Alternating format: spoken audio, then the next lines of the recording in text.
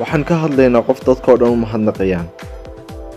waxay dhahdeen waxbarashadii uu ka tegay si uu wax u sameeyo, sidaa awgeed inaguna waa inaynu waxbarashada ka tagnaa. waxa kale oo aad ogaan doontaan hooyadii geesiyadda ahayd. waa ninkii afalada adduunka ugu hal abuuridda badnaa.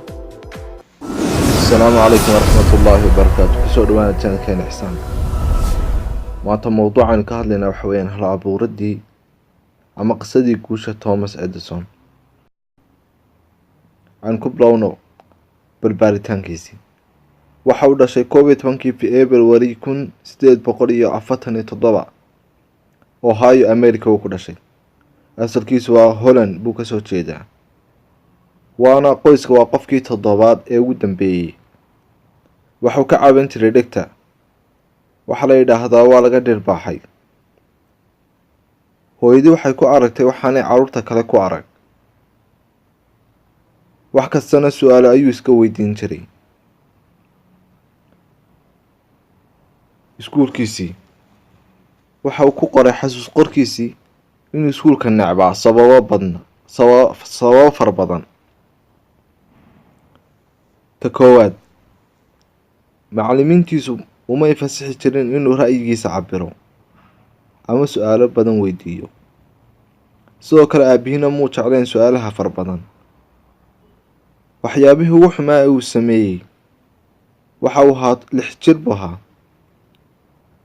aabihii waxa uu lahaa meel qamadida lagu shiido. waxa uu weydiiyey hadduu gubto meeshani maxay noqonaysaa. aabihii umuu jawaabin, wuu iska dhigatiray su-aashii, laakiin Thomas Edison wuu gubay meeshii. waanu khasaaray aabihii. aabihii aad buu xanaaqay, dadka dhexdiisana uu ku qaraacay maalintaa. elintiisii iskuulka sababuhu uga tegay. maalin waxaa yimi iskuulka kormeeray.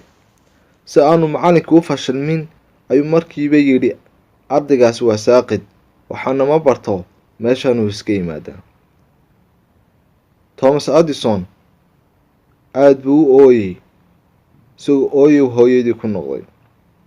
aroornimadii ayay iskuulka timi hooyadii, isaga iyo Thomas Edison iyo hooyadii iyo macallinkii baa isku xanaaqay. hooyadii waxay ku tiri, inankayga anaga wax barayee. su-aalihiisii fara badnaa 7 jir markuu noqday waxa uu yidhi, shimbiruhu maxay u duulayaan, annaguna aanu duuli laanahay. aabihii ayuu weydiiyey. aabihii isagoo tii hore xasuusan oo og ayuu ugu jawaabay, iyagu gooryaankay cunaan. shimbiruhu haddaad gooryaanka cuntidna waad duulaysaa.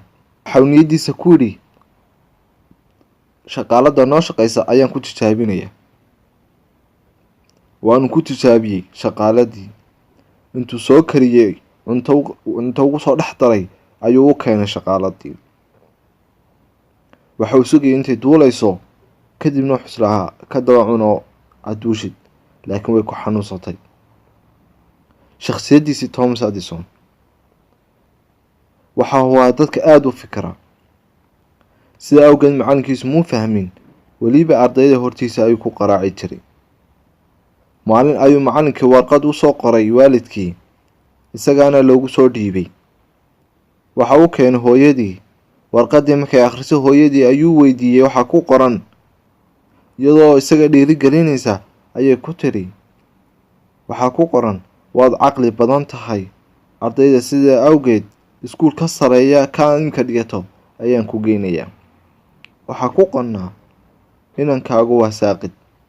markuu weynaaday ayuu helay warqaddii, waanu naxay, uuna ooyey. waxa uu yidhi kelmad caan noqotay, anigu saaqid baan ahaa, laakiin hooyaday ayaa iga dhigtay nin guulaystay. 10 jirkiisii markuu gaadhay waxa uu jeclaa inuu ka shaqeeyo ganacsiga, laakiin hooyadii way u diiday inuu galo ganacsiga, waayo wakhtigaa waxa badnaa dhibaatadiisa. waanu qanciyey hooyadii, waxaanu bilaabay iibinta jaraa'idada tareenka agtiisa. waxaanu faa'iido ka heli jiray $4 maalintiiba. hooyadii waxa uu siin jiray $1, inta kalena kitaab ayuu ku iibsan jiray. waanu jeclaa akhrinta yaraantiisii. kutub fara badan ayuu akhriyey. tareenka agtiisana wuxuu ku lahaa qol jaraa'idada lagu soo saaro. Maalin buu tareenkii gubtay, waana laga eriyey meeshii, wayna qaraaceen. Waxa uu tegay hooyadiisa isagoo ooyaya. Hooyadii way dhiirigelisay si uu sii wado shaqadiisa. Markuu gaaray 15 jir, waxa uu aasaasay jaraa'id isagoo iska leeyahay oo u soo bixi jirtay isbuucle. Waana ninkii ugu yaraa ee jaraa'id yeesha.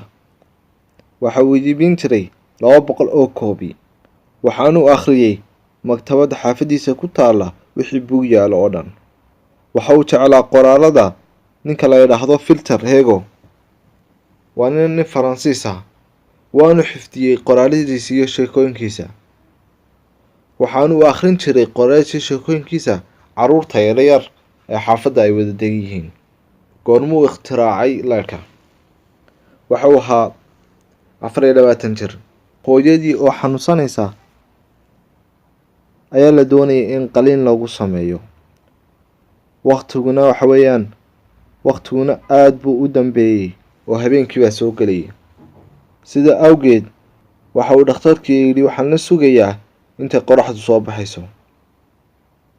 hooyadii way dhimatay. waxay dhimatay 1871. waxa uu go'aansaday inuu wax ikhtiraacdo si ay dadku habeenkii shaqadooda u qabsadaan ama u noolaan sida maalinta oo kale. gooni noqday. waxa uu ikhtiraacay leerka 1887. dadka qaar baa ku lahaa fikradan waxba ka socon maayaan, iska daa. waxa uu ku celcelin jiray guul ayaan ka gaadhayaa ama dhimasho ayaan ka xigaa. waxa uu dhintay 18 Oktoobar 1931.